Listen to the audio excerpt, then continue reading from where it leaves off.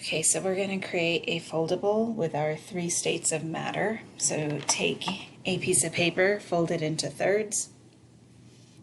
You want the area for the solid, liquid, and gas to be the largest. This over here on the left does not need to be very large at all. It's just there to label what each row represents. So for a solid, it has both a fixed shape and a fixed volume. Liquids have a fixed volume, but they take the shape of the container.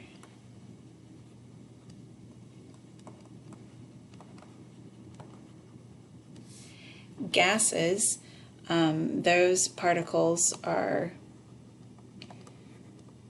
widely spaced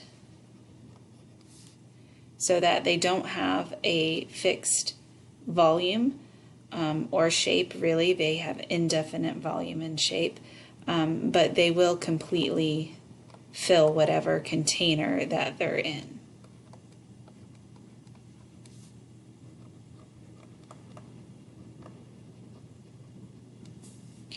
All right, IMF, remember, stands for Intermolecular Forces. So these are the things that hold our particles close together. So for solids, they have a very strong intermolecular force, and they hold the particles around a fixed position.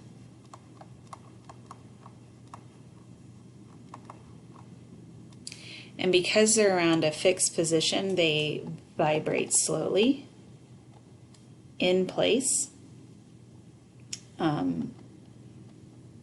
about that fixed position, around that fixed position.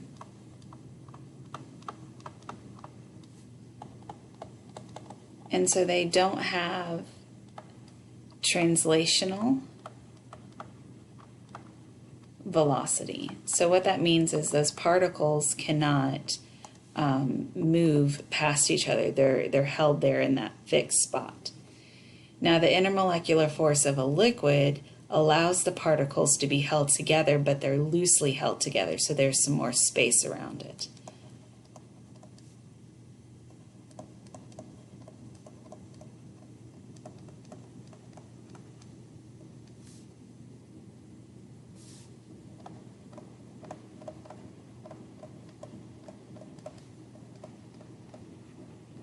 And because they're loosely held together and there's that space, liquids do have that translational velocity, so they're allowed to move around. So we say that they slip and slide past each other because they have that translational velocity.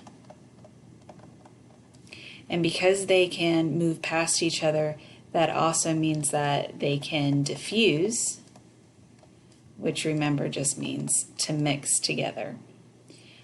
This also means that they are fluid. So fluid and diffuse are all related to the fact that there's that translational velocity. They're allowed to move past each other, move location. Now, gases, since they're very widely spaced throughout, the intermolecular force is very weak. In fact, it is so weak that you could consider it to be negligible, meaning that it doesn't play a single role. There's no role of intermolecular forces in gas. And when we talk about gases and we talk about the kinetic molecular theory, we say that it has no intermolecular forces because the distance between the particles is so great. Now, because there's no intermolecular forces, gases move very rapid and randomly. So they also diffuse because of that translational velocity is so great. They can also interact with the sides of the container and cause pressure.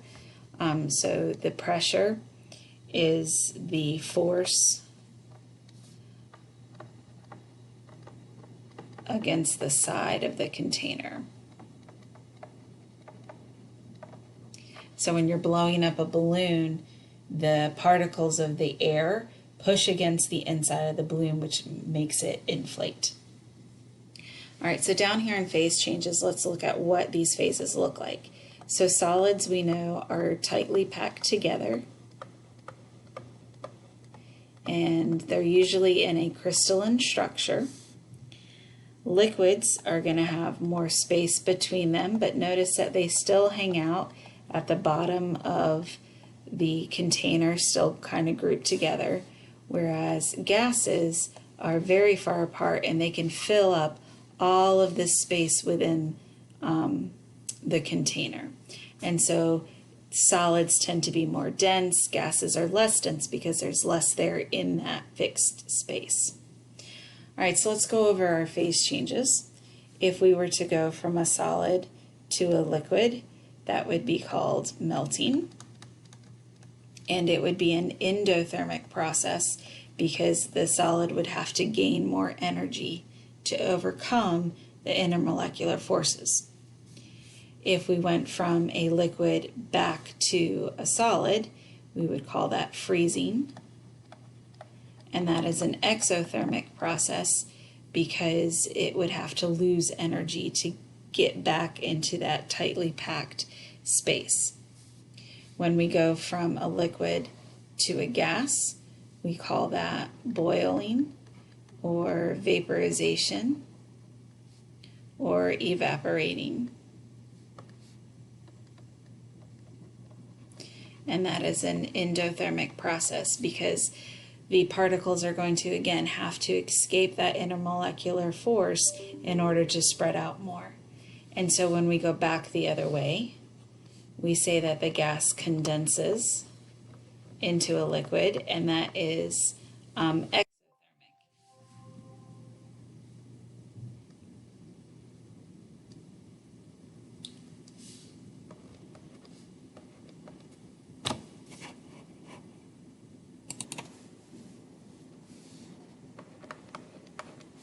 And then we have the big jump where we skip over the liquid altogether. So if we went from a solid straight to the gas phase, remember that is called sublimation.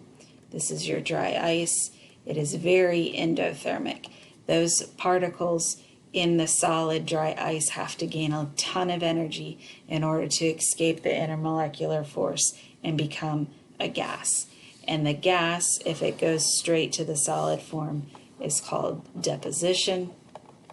And remember, this is how sometimes frost is formed on cold nights, and so that is very exothermic. The gas particles lose a lot of energy, and then those intermolecular forces take control again. So something that you might want to write down, just some different way of saying this, is that when you heat something,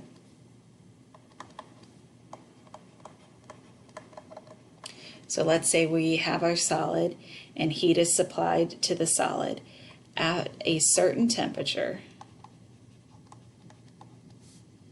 Okay, there's going to be enough vibration happening.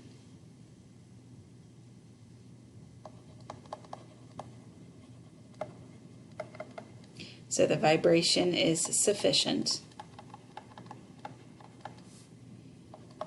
to overcome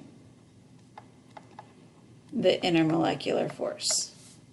So these particles down here, they start moving faster and faster and faster as it's heating up, and then it's able to go into the liquid phase. And then the liquid might start getting heated, and those particles start moving even more and more and more until it can overcome that attraction, that intermolecular force, and escape into the gas phase.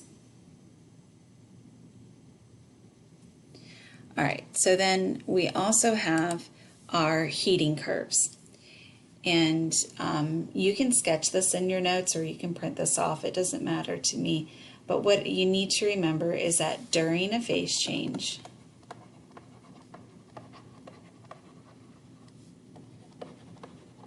temperature is held constant. So we're gaining potential energy here, not kinetic energy. And so the plateau is where the phase change is happening. The amount of energy I need to get from one end of the plateau to the other end is called the heat of something. And so for melting, it's called the heat of fusion, if you remember that term. This is something we went over right before schools closed back in the spring. And so up here, we look at this distance, and this is how much energy it needs in order to go from a liquid to a gas, and that's called the heat of vaporization. So we can use these in graphs to know exactly how much heat needs to be added by looking at the difference between that starting point and ending point. I think that's all you need for that. So make sure you fill out the Google form and make sure that you leave any questions that you have about this lesson at the bottom.